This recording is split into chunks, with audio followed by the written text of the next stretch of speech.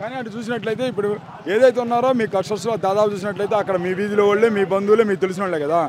కానీ ఇప్పుడు నిన్నటిదా చూసినట్లయితే నా దగ్గర ఇట్లా వాలంటీర్స్ ఇలా చేస్తున్నారు, అసలు వాలంటీర్ కరెక్ట్ కాదు, ఈ వాలంటీర్ వ్యవస్థ తీసేయాలని కూడా మాట్లాడారమ్మా పవన్ కళ్యాణ్.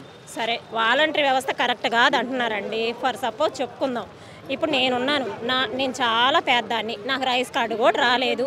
ఇది ఎంఐ ఎమ్మెల్యే అనుకుందాం, లేకపోతే కౌన్సిలర్ అనుకుందాం, వార్డు కౌన్సిలర్ అనుకుందాం. నేను ఒకప్పుడు ఆ రేషన్ కార్డు కోసం వాళ్ళ ఇంటి చుట్టూ 10 సార్లు తిరగాలి. ఇప్పుడు తిరగాల్సి వస్తుందా? పెన్షన్ కోసం క్యూలో నిలబడాలి.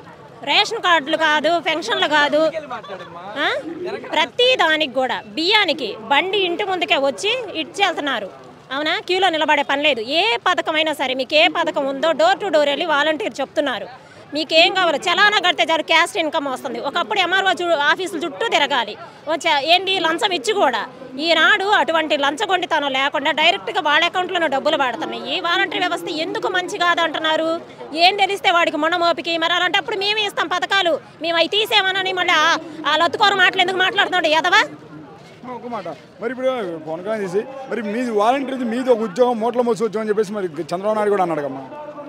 మూటలు మోసే ఉద్యోగం అన్నాడు. మాకు 5,000 జీతం కోసం కాదు, ఇక్కడ జగన్ మీద ఇప్పుడు గుండె తీసి మన్నా ఇస్తాం, అంత ప్రాణం మాకు. ఆయన అసలు ఇటువంటి ఒక ప్రభుత్వం వచ్చిద్దని జనాలు ఊహించండి. ఊహించని ప్రభుత్వాన్ని ఊహించని వాలంటీర్ వ్యవస్థ, సచివాలయ వ్యవస్థను తీసుకొచ్చాడు. కనీసం సెక్రటరీలైనా ఖాళీగా ఉంటారేమో కానీ వాలంటీర్లు ఎక్కడ ఖాళీగా ఉండరు. ప్రతి నిమిషం ఏ టైం అయినా సరే వాళ్ళు చెప్పిన పని చేయాలి. హైదరాబాద్లో ఉంటే ఇక్కడ నుంచి వెళ్ళి అక్కడ హైదరాబాద్లో ఫంక్షన్ ఇచ్చేస్తున్నాం. ఒకప్పుడు అది ఉందా? ఎక్కడున్నా సరే వచ్చి క్యూలో నిలబడి ఫంక్షన్ తీసుకోవాలి. మూటలు మోసే ఉద్యోగమో, దొడ్లు కడుక్కునే ఉద్యోగమో వాడికి ఎందుకు మొనమోపికి? వాడు చూసుకోమనండి. మేము ఏ ఉద్యోగమైనా మాకు ఇష్టంగా చేస్తున్నాం. ఇంకా